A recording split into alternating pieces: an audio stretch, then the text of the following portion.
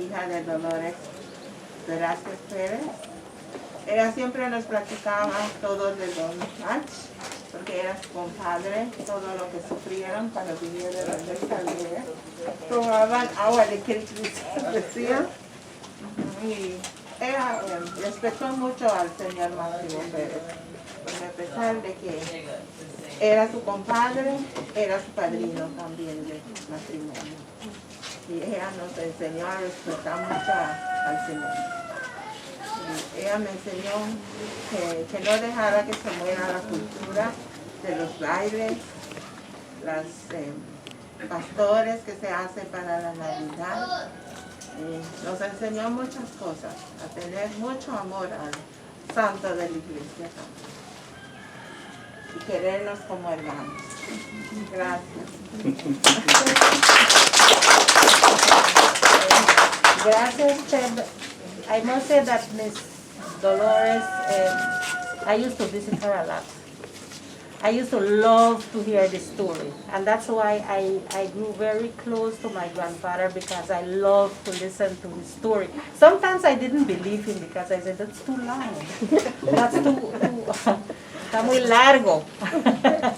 But he told me different stories, several cultural and several factual things that happened in San Jose. I wish I could write everything. But I just want to say now that I want to acknowledge the help that I got from, first of all, Carlos. I was very desperate to get this story out. And I had problems with my eyesight. Even today, I was supposed to go for a surgery, but the country locked down, so I'm still here. I was desperate, and I just remembered Carlos. Carlos from St. John's. I know St. John's. I wanted to invite the what's her name? Mrs. Peralta, but I didn't want to have too many people. So it's not that I don't acknowledge her, but I like St. John's because they are an institution with a lot of research. I used to read. I remember my daddy used to bring home the little booklets that Father Religion Studies. And I used to read them a lot. And so I said St. John's, and I had met Carlos, I don't remember where or when. But I called Carlos and I said, Carlos, I want this story out. Can you help me to write it? And he says, I'm not a writer. He's a writer. But then he promised me, I can get somebody. I can talk to Yasser and I can get Ayla. I said, please do. And very soon, the trio got back home to me. And I'm so grateful for that. Thank you so much, Delmer, for helping me to bring this story out. I really appreciate all the job you put into it, and I must say you did a great job, wonderful job. Thank you so much. Carlos, thank you so much for listening to my cry and bringing these people onto me. Yasser, thank you so much for believing in my story, for believing that it is worth telling, and for opening the doors of the image factory so that we can materialize the books. And Melissa, thank you so much for the editing. I am glad I can identify with you when you say the feelings of the writing. I usually want my writing to bring out the feelings. I taught Standard 6 for more than 10 years, and I remember I used to tell my children in their writing, the written expression, I said, I want to hear what you hear, I want to smell what you smell, and I want to feel what the character is feeling. And I had some very great writers coming out of my class, I must say. I talk to them still yet, and they write very good. I see their posts on Facebook. I'm still a teacher when I look at their writing. So thank you so much. I am very appreciative of that aspect of the editing that you did, that we want the feeling to come out. So thank you so much. I want to thank my sisters I want to thank Tio Chino. ¿Dónde está Tio Chino? Oh, right here. And my Tia Lola. She's the baby of Don Match. I want to thank them for all the support that they have given me from years ago. I was very much interested in the history. We even traveled to Mani to listen to the stories of the indigenous people there, how much they suffered because of their relocation from, not really the relocation, but when they were driven out of Yucatan into the wilderness to anywhere they could go. And it was such a beautiful story that I forgot the popchuk that I love so much. And I brought out my booklet and I started writing. But it's such a wonderful thing, and I want to thank both Tio Chino and Tia Lola. And then I must say that Tio Chino also was very much interested in the history. He researched from his father, Don Bolesh, who was also a person from Yalba. But when the BEC offered to the people, he said, okay, you don't want to leave this village? Good, buy your land, 50 cents an acre. And so the people who had money, they bought land and they moved out. And I don't blame them.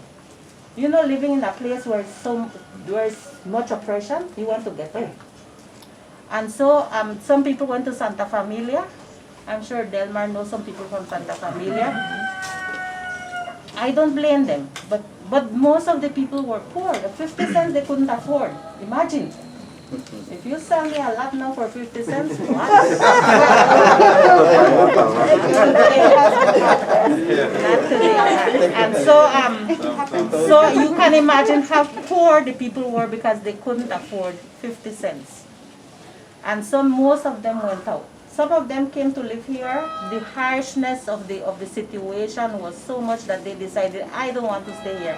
I better go rent a house or go live with some family out there. And so they left. The few people that stayed here to build the village are the ones who are still here, thank God. And I really appreciate them. I appreciate all the people, the elders, who came along with my grandfather, because all of them played an integral part of the history. And so today I want to honor them, especially Don Jose Luis Contreras, who was the person whom I would sit every night in the park, every night when I was a child, and he would tell me stories. He was the one who told me, tu tatito es un héroe, porque él se paró contra Mr. Brown y le dijo, somos indios y somos pobres, pero no somos pendejos. So he was the first one to tell me that story. And I like it. I like that little part. It describes a little bit of me. But anyway, thank you very much, guys. Thank you very much, Mr. Chulin, for participating last minute. And I want to thank all my brother Norman for his support. I want to big up my sister Selena, who is the artist of that wonderful piece up there. And I must say she recently got a recognition from the University of, what's the name? I forgot. I just did an online course for natural history and illustration. for drawing natural things and history and culture and whatnot. So, very good to my sister Selena. And I want to thank my nieces, my daughter. Where's my daughter? Hi. That's my daughter Janelle. She has been behind me 100%. Thank you so much, Iha. I want to thank my nieces. Where are my nieces? And my niece Jessica. Where's Jessica? Oh, that's Norman's daughter. She's going to do a dance for you all afterwards when we come back from the cemetery. And I want to thank my other nieces, Enisa, Heidi,